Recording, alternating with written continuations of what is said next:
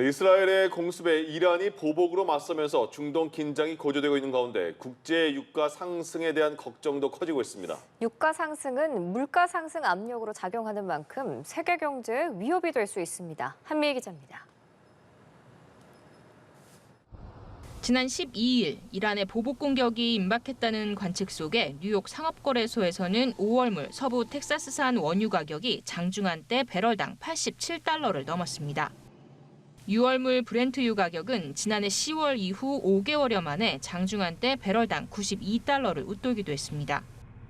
다만 14일 재개된 시장에서는 소폭 하락하며 큰 변동을 보이지는 않았습니다. 이란은 석유 수출국 기구에서 세 번째로 원유 생산량이 많은 만큼 이번 충돌의 향후 전개에 따라 국제유가는 출렁일 가능성이 있습니다. 특히 중동 산유국의 수출 통로인 호르무즈 해협이 봉쇄된다면 유가는 배럴당 130달러대까지 치솟을 수 있다는 전망입니다.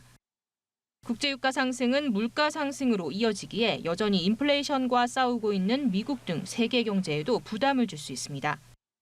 그러지 않아도 당초 시장 기대보다 늦어질 것으로 예상되는 미국의 기준금리 인하 시기가 더 밀리면 이는 다른 국가들의 금리 인하에도 영향을 끼치게 됩니다.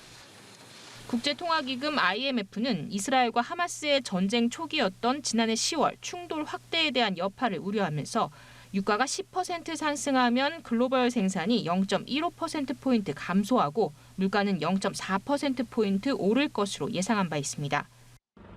최악의 경우 1973년 오일 쇼크와 같은 상황이 벌어질 수 있다는 우려도 나왔지만 다른 한편에서는 일시적으로 유가가 급등한다 해도 원유 시장에 큰 영향은 없을 것이란 전망도 있습니다.